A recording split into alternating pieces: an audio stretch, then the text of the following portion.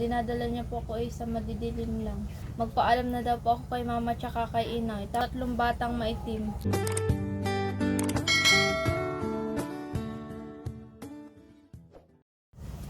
Natatandaan ko po nun Kuya Juan nung yung nagkasakit ako na napakain daw po ako ng yung mga taong hindi nakikita. Napakain ka? Ang tagal ko daw po nung hindi kilala si mama. Tapos Ano yung kinain mo? hindi ko na po matandaan kung ano yung kinain ko, pero ang natatandaan ko lang po nung na po nakakain na ako nung tulog na kami nun. May nagbulong po sa akin na magpaalam na daw po ako kay mama tsaka kay inay. Tapos yun, na-CR po ako, tapos ay nagpasama po ako nun kay mama, pero nung nasa CR po ako, hindi si mama yung nakikita ko, 3 batang maitim. Ha? Ano yun? Tawag ito, bad spirit, gano'n. Siguro po. Maitim ay. Tapos, Yun lang po, hindi ko na po daw na nakilala si mama. saan ka pinakain ng maitim?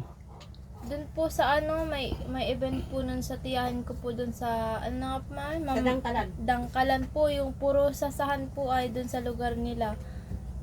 Doon po nakakuha po ako doon ng kaibigan na bata. Tapos, Yun, nakikipaglaro po ako doon. Tapos dinadala niya po ako sa madidilim lang. ha? Tapos yun lang po yung natatandaan ko. Dinadala ka sa madilim, tapos saan ka pinakain? Hindi ko po matandaan yung nung pagkain ko. Ang natatandaan ko lang po na naglalaro kami. Nagtataka nga po ako nun kasi Sabi mo kayo na pinakain ka ng pagkain na maitim. opo. Yun lang po sabi ng manggagamot. Sabi ng manggagamot. Opo. Ah, Pero okay. hindi ko po Ang matandaan. kinakain niyo ni Maribel ay karne. Naubos na Karne yung daw mga po yung taba. kinakain ko Isang sabi ng mama. bulbos Yung na nakikita nila, karne daw. Karne. Karne po yung kinakain niya. Nagtaka nga daw po nun si mama at hindi naman po ako nakain ng taba ay kung bakit ako nakaubos ng isang mangkok na taba. Tapos pagkatapos noon, Yun, po. Yun na nga po, nag-LBM po, nagsuka, ganun. Tapos yun, hindi ko na po nakilala si mama. hindi nakilala. Matagal ko daw po hindi kilala si mama, tapos sinagamot daw po sa akin ay pagkagamot sa akin ay namatay po. Ang dami daw po nun, pinuntahan namin na albularyo. Tapos yun sabi lang po ay gagawin daw po akong prinsesa sana nung mga ang hindi nakikita. Ewan Ganun? ko po kung totoo yun. Sabi lang ng gagamot, Mhm. gagawin kang prinsesa ng mga taong di nakikita. Pero pag nun pong di pa ako nagkakanak ng dalaga pa po ako, halos lagi din po ako nun may sakit. Tapos may napagamutan din po kami na ang sabi po sa akin may katutubo daw po ako na ganun, tapos hindi daw po ako nun iniiwanan. Nakasakasama Okay. ko lang po siya, ganun, Oo. sabing ganun. Hindi daw po ako iwanan. Kilabot naman ang kwento mo. So, dapat parati kang meron kang Pangontra kahit pangontra or yung meron kang kwintas na kahit may krus. May po ako Kuya Juan, pangontra ko. Dami ko na pong pangontrang nawawala po. Talaga nakakalimutan ko. Ang sabi daw po ay kinukuha daw po yun nun. Kinukuha daw. So, until now, parang ganun pa rin pero wala naman na. Wala kang naramdaman. Wala naman po, kasi lang po ay yung bagang parang konting nadadanyaran ako. Kahit po dun sa may bahay, kaya baga po, hindi ako dun makapagtabas-tabas at nadadanyaran po ako palagi. Ganun. So, dapat meron ka parating hawak na na rosaryo. Nasa bulsa mo or nasa mo para Yung rosaryo po namin dun na pinabindidahan sa dalas, nasa lang, pinto. nasa pinto. Pero ako dapat meron kang dala-dala parati. And parati ka rin magdasal. Ugaliin mo magdasal bago matulog or pagkagising mo, magdasal ka parati. Kasi kumbaga para mawala din yung sabi mong bad spirit na lubayan niyo na po si Maribel kasi may anak na. Mabuti pag yung sabi mo kanina, may sinabi ka na paggaling mo ay Ay sabi, po yun, sa doktor po, sabi daw po ay pag halimbawa daw po at mapagaling ako ay pasensyahan na daw. Kasi ay nagpi-50-50 na daw po ako. Grabe Mhm. So buti ngayon normal ka. Normal naman. Normal naman. Bira yan guys. Naano ko lang po kasi yung mga kumbaga yung mga dati-dating kwento. Hanggang yata ngayon nangyayari pa napagkwentuhan namin kayo na kaya sabi ko, naisip ko na para ma-share din namin sa inyo yung experience ni Maribel dati. Ilang taon ka nun? 5 years old daw po ako. 5 years old. So naka-experience po siya ng ilang buwan ka naman hindi mo nakilala sila nanay? Hindi ko po alam kung ilang buwan.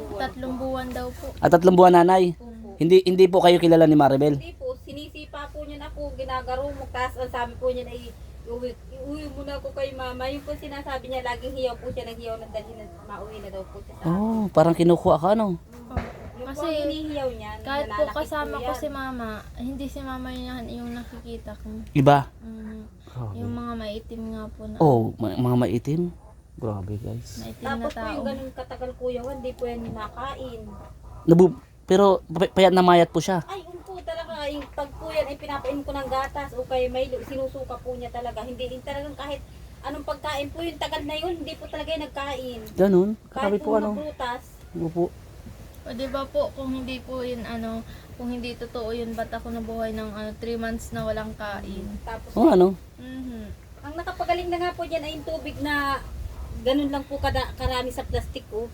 Pero po nagtagal yun sa kanya nang inilalabar ko sa pinapainom ko sa kanya. Yun lang po. Oo. Nakasurvive sa 3 months. Siya po, ano po yun, kung ba't yun ay napatagal lang guys. Pero sabi nga po nung magagamot, pag daw po yung naubos ni Maribel, makakakain na daw po yan. Ay, siya nga naman po. Ang nakakalungkot lang po nangyari, yun ang gagamot sa'yo, Yun po nakapagaling sa akin namatay. namatay. Tanda mo pangalan niya, hindi na? Hindi po. Ayun. Limot So, na sumalangit po daw ang kanyang kaluluwa, no? Kasi po madalaw sana po kami at mabigay sana kami sa kanya ng at magpapasalamat pati po ako at napaigi yung anak ko. Ay, ang problema naman nga po, nagkaiyak nga po ako nung magpunta kami, parang nanggiraho po ako at pag sabi sa amin, wala na daw po, patayin na.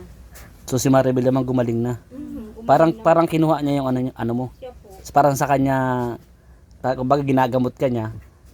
Parang sinasabi, matigas ang ulo mo ha, binipilit mong gumaling, ikaw na lang.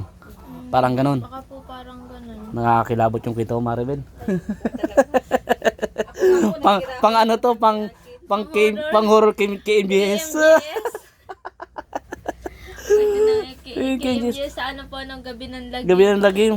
Lapatan lang matinding edit pero wala tayong edit. Ganito na. Totoong kwento ito guys eh. Totoong nangyari. Baka punta na ako ng Jessica so. Pabira yan. Kaya ang pinagdaanan po niya ni Maribel ay grabe. Gusto. Kaya kumbaga sabi ko nga po, kung mas matinding pinagdadaan natin dati, mas manalig pa tayo kay Lord. Yun nga po ang sabi ko dyan. Opo. Pagigising ng umaga, lagi siyang magdadasal. Opo, kasi- bago matulog. Opo. Kasi yung pagkagising natin sa umaga, it's a blessing. Big blessing yun para sa atin eh. Yung nagising tayo, nakita pa natin yung ganda ng mundo. Di ba? So yun. Salamat Maribel sa pag-share mo ng story mo ha. Thank you din po. Kakatapos lang po namin dito Magkain. magkaon. God bless po sa lahat guys. So ayun guys, grabe na nasaksihan niyo po at napanood niyo po. Narinig niyo po yung kwento po ni Maribel. Nakakilabot yung kwento ni Maribel yung nangyari sa kanya dati. Salamat po. Siyempre sabi ko nga, kung di pa ako nakapag-subscribe dito po sa ating YouTube channel, please subscribe, like and share na rin po, no? At i-follow nyo rin po ang ating mga social media account, Facebook page, 1TV Vlogs, ang ating Kalingap Juan Facebook page. Thank you po guys. Love you all. Bye-bye.